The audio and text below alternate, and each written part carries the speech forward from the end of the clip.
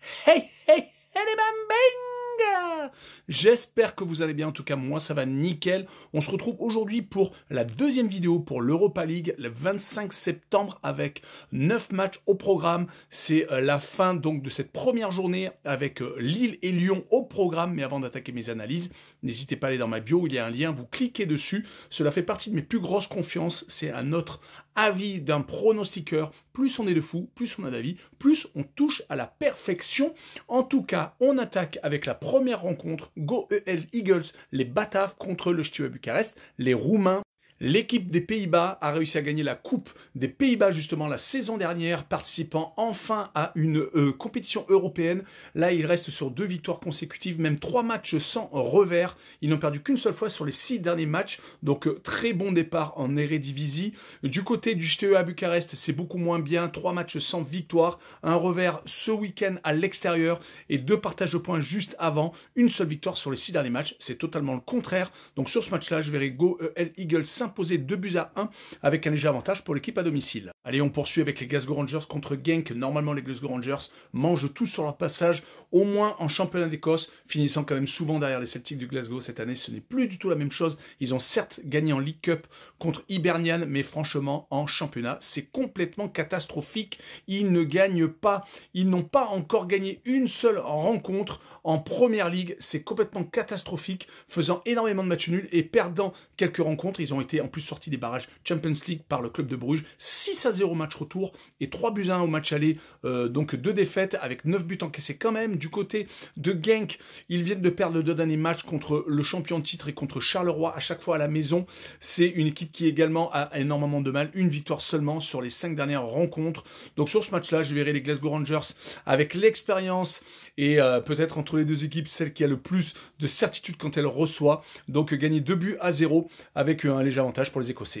On poursuit avec Ferencváros contre le Viktoria Pilsen, les Hongrois contre les Tchèques. Ferencváros vient de se faire accrocher en championnat après avoir gagné 2 matchs consécutifs, dont un en Champions League, même si cela n'a pas été suffisant car ils ont été sortis des barrages C1 et participant donc à la phase championnat de cette C3. En tout cas, Ferencváros est quand même sur 3 matchs consécutifs sans défaite, ce qui est plutôt intéressant avant d'affronter le Viktoria Pilsen qui, de son côté, vient de s'incliner dans le match au sommet contre le Sparta de Prague. C'est une formation quand même qui ne perd pas souvent, qui a tendance quand même à être très embêtant à jouer, mais quand elle perd par contre c'est à chaque fois à l'extérieur, d'où mon résultat de 1-0 pour l'équipe hongroise à la maison. Allez, on poursuit avec Salzbourg contre Porto, affiche très intéressante entre des Autrichiens qui ont vraiment du mal, qui sont en gros déclin en championnat d'Autriche, qui sont totalement largués. Là, ils viennent de perdre 2 fois consécutivement, perdant 2-0 contre Sturm Graz, le champion en titre, et également contre Wolfsberger, 3-1 en plus encaissés à l'extérieur, et ils sont même sur 3 matchs consécutifs sans victoire, car ils avaient fait 2 buts partout contre Linz. À la maison, du côté du FC Porto, par contre, cela roule. Toutes leurs rencontres ont été remportées et ils ont marqué énormément de buts. Le seul match où cela a été peut-être un peu plus compliqué, c'était le 13 septembre contre le club national. Et ils ont surtout réussi à remporter le match contre le double champion de titre de Sporting du Portugal, en plus à l'extérieur. Donc sur ce match-là, je verrai le FC Porto continuer sur sa lancée et gagner 2-0, avec je pense Porto quand même largement dessus. On poursuit avec Aston Villa contre Bologne, une affiche de Champions League, c'est le cas de le dire, car la saison dernière, les 2 équipes étaient en C1, mais Aston Villa a vraiment un mal énorme. Ils n'ont pas encore gagné un seul match officiel, ce qui est complètement hallucinant, alors qu'ils avaient fait des matchs de préparation plutôt intéressants, perdant certes contre Marseille, mais avec une équipe remaniée. Ils avaient mis 4-0 à Rome, 2-0 à Villarreal quand même, mais en championnat, donc ils n'ont pas encore gagné. Ils viennent de faire un but partout à Sunderland, alors qu'ils menaient 1-0. Ils ont été sortis de League Cup par Brentford au penalty. Ils vont jouer contre Bologne qui, lui, de son côté, gagne à domicile, mais perd à l'extérieur. Ils ont perdu à Rome et à Milan. Et ils ont gagné contre le Genoa et comme chez eux. Sur ce match-là, je verrai un 1-0 quand même pour les Anglais à la maison. Et je verrai la double chance 1N et le moins de 3,5 buts sur le match. Le match suivant, les Young Boys de Berne contre le Panathinaikos Athènes. Les Suisses viennent de s'incliner en Coupe de Suisse contre un club de deuxième division à Haro. Plutôt surprenant, surtout qu'il restait sur beaucoup de victoires consécutives, 5 exactement, se redressant en championnat et également passant le tour de barrage pour accéder à cette phase championnat C3, sortant l'équipe de Slovan Bratislava.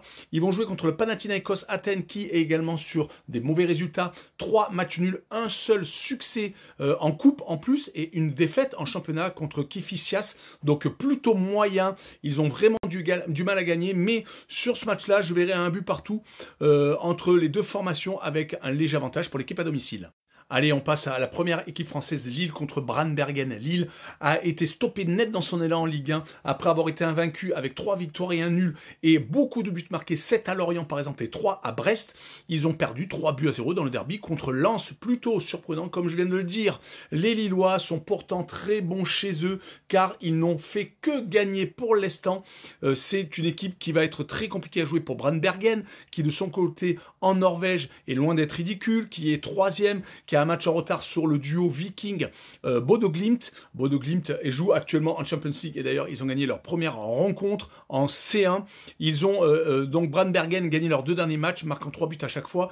Mais sur ce match-là, je vois quand même Lille resserrer les boulons et s'imposer 2-0 avec les nordistes qui marqueraient le plus de 1,5 buts sur le match. On poursuit avec Stuttgart contre le Celta Vigo. Stuttgart a réussi à s'imposer lors de la dernière rencontre contre St. Pauli à la maison. Ça leur fait du bien car c'est une équipe qui a énormément de mal à l'extérieur mais qui a vraiment beaucoup de certitude à la maison. Là, ils vont jouer à la maison, tant mieux pour eux car du côté du Celta Vigo, ce n'est pas du tout la même chose. Ils viennent d'enchaîner quand même 5 matchs nuls consécutifs et à chaque fois un but partout, totalement hallucinant.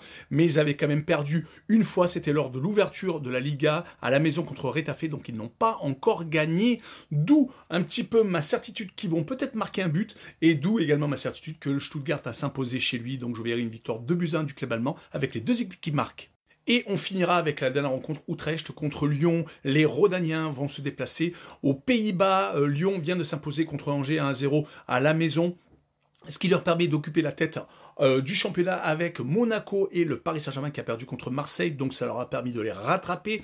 En tout cas, une seule défaite, c'était à Rennes et encore, ils ont fini en infériorité numérique, sinon ils menaient 1-0, se faisant retourner dans les toutes dernières minutes de jeu. Lyon a des certitudes, ne prend quasiment aucun but, voire même pas de but du tout sur 4 fois sur 5. Il y a une seule fois où ils ont pris des buts, sinon les autres fois ça a été que des clean sheets, mais ils vont jouer quand même à Utrecht, qui est une équipe batave, qui n'est quand même pas ridicule non plus, qui a sur les dernières rencontres eu un petit peu plus de mal que d'habitude car ils viennent de perdre 2 fois consécutivement contre le Fortuna Sittard et contre Groningen, mais ils avaient commencé un début presque parfait en Eredivisie, s'imposant contre des équipes plus faibles qu'eux, Zwolle par exemple et Excelsior Rotterdam. Ils ont également réussi à se qualifier pour cette phase championnat sortant Zrinski, l'équipe croate, gagnant à l'aller et faisant match nul au retour, mais c'était suffisant pour participer à cette phase championnat. Mais sur ce match-là, je vois Lyon quand même au-dessus et s'imposer 3-1 avec donc un léger avantage pour l'équipe française. Voilà, ciao les bambing!